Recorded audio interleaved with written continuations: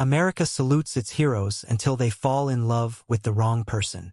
That's what they said about me when the truth finally surfaced. I gave my country 35 years. In return, it nearly destroyed the one man I ever loved. I met Ellis under the worst lighting imaginable: fluorescent bulbs, low ceilings, and the heavy silence of classified briefings. It was 2 months after I'd retired as a 4-star general from the United States Air Force. I wasn't supposed to be anywhere near a White House war room again. But the new administration needed someone to help mediate escalating tensions overseas, and they brought me back in as a civilian advisor. Ellis Kensington wasn't what I expected from the president's communications director. He was young, late 30s, lean but sharp-eyed, with a voice smooth enough to sell ice to Alaska and a tongue quick enough to turn a press disaster into a campaign victory. He walked in late that morning, holding a black coffee and reading 3 screens at once, radiating the kind of cold efficiency I usually associated with fighter jet systems. He didn't notice me. I noticed him. He was a beta calm, composed, immune to the hormonal chaos that often surrounded alphas and omegas. And I was an omega who'd locked his instincts behind military protocol, medals, and a mountain of buried desire. "General Maddox," he said when we were introduced, "didn't expect to see the eagle back in the nest." "I fly in when the world's on fire," I said. He didn't smile, but his eyes lingered just a second too long. That was how it started. Our meetings became longer. Debriefings turned into late-night policy rewrites. One evening, when the power went out during a lightning storm, we stayed in the Roosevelt room alone. The flicker of emergency lights made Ellis look almost haunted. I asked if he was afraid of storms. "No," he said, "just tired of fighting through them."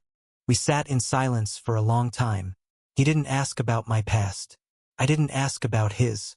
But when our hands brushed over a shared document, something passed between us.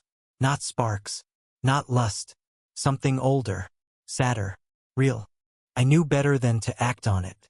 The White House was no place for a scandal, especially not one involving a retired Omega general and the president's golden beta. But restraint has a shelf life. It was 2 months later when we kissed. Not in some dim corridor or Secret Service blind hallway. Now kissed in full daylight in my apartment, after he showed up under the excuse of reviewing talking points.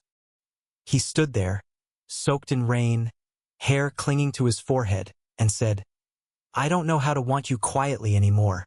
And a battle-hardened, decorated, responsible, I simply pulled him inside and kissed him like the world was ending. Because for us it was. We didn't date. We couldn't.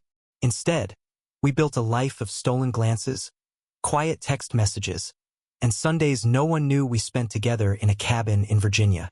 Ellis would bring press leaks to shut down, I'd cook breakfast, and we'd make love like it was war urgent, bruising, and necessary. I wanted to protect him. He wanted to protect me. But Washington doesn't care about good intentions. It wants blood and headlines. The leak came from inside the Department of Defense. One morning, a news alert exploded across every major outlet. Former Air Force general in secret relationship with White House official. They didn't even get his name right. By noon, reporters camped outside my house. By evening, the president asked for Ellis' resignation. "I'll deny it," he said to me over the phone. "I'll say it was fake, fabricated."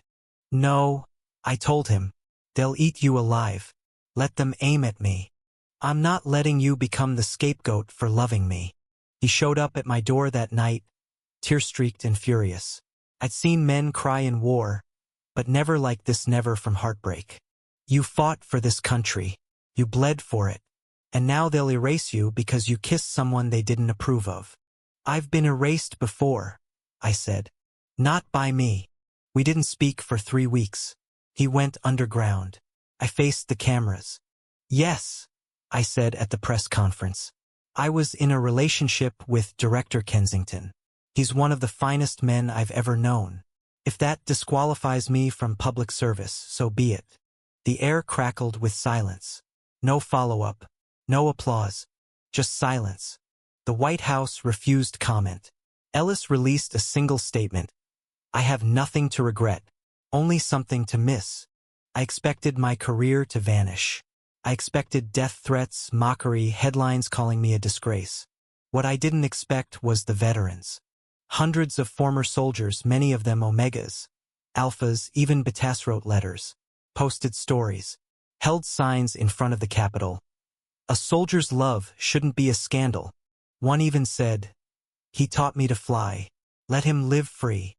It wasn't enough to get Ellis his job back, but it was enough for the tide to shift.